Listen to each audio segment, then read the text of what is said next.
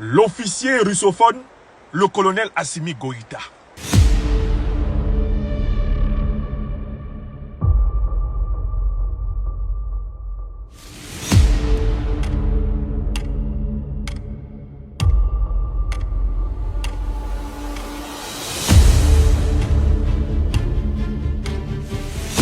Le président de la transition malienne, M. Bandao. Première visite en dehors du continent pour le président malien de la transition. Bandao est en France à l'invitation d'Emmanuel Macron pour une rencontre officielle de 72 heures. M. Bandao, puis à un certain moment, était dans une espèce de dérive. Il y a deux signes incontestables que ce monsieur était dans une espèce de dérive, qui aujourd'hui plonge le Mali dans les incertitudes dommageables que nous constatons. Premier signe, M. Bandao se mettait à passer tout son temps à courir après le satrape reptilien de Côte d'Ivoire, Alassane Dramane Ouattara. Un signe très négatif. Alors que Alassane Dramane Ouattara est un grand déstabilisateur de l'Afrique de l'Ouest, et notamment l'un des principaux déstabilisateurs du Mali.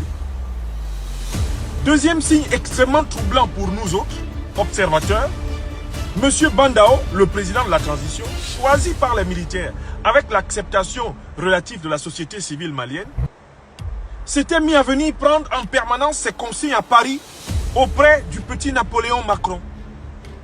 En général, quand moi j'ai un chef d'État africain qui passe son temps à courir pour voir des vassaux comme Alassane Dramane Ouattara, ou qui passe son temps à venir à Paris écouter ce petit esprit d'Emmanuel Macron, je sais que la cause qu'il défend est une cause perdue. Chaque fois que vous voyez un chef d'État africain aux abonnés auprès des dinosaures de la France-Afrique, sachez que son cas est perdu et que la cause qu'il représente pour le peuple est perdue. Deuxième observation.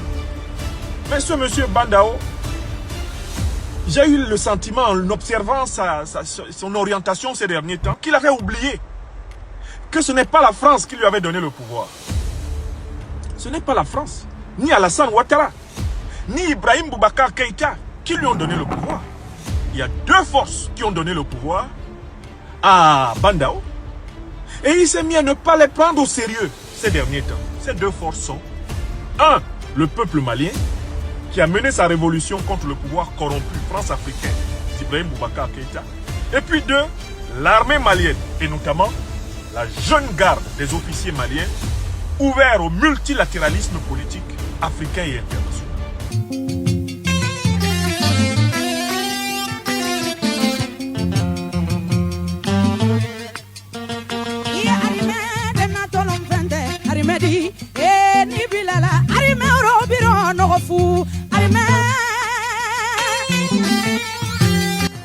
Monsieur Bandao se mettait à passer tout son temps à courir après le satrape reptilien de Côte d'Ivoire, Alassane Dramane Ouattara. S'était mis à venir prendre en permanence ses consignes à Paris auprès du petit Napoléon Macron. En général, quand moi j'ai un chef d'État africain qui passe son temps à courir pour voir des vassaux comme Alassane Dramane Ouattara, ou qui passe son temps à venir à Paris écouter ce petit esprit d'Emmanuel Macron, je sais que la cause qu'il défend est une cause perdue.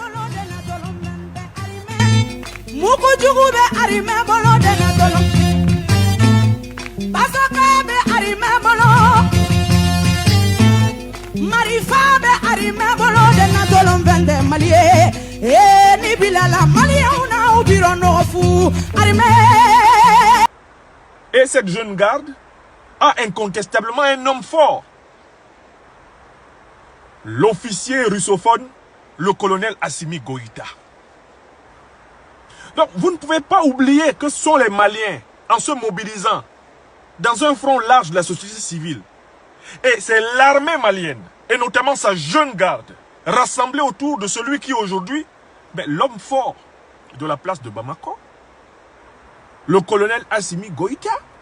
Ce sont ces deux forces qui ont proposé, en raison de son âge et de son expérience, de ce qu'on appelle dans la tradition malienne le Koroya. Ce sont eux qui ont proposé au Koro Bandao de venir conduire les Maliens vers le retour à l'état de droit et à la démocratie plénière. Mais Bandao s'est mis à gérer la transition comme s'il devait le pouvoir à Ouattara et à Macron, alors qu'ils devaient le pouvoir au peuple malien et à l'armée malienne. Troisième élément important.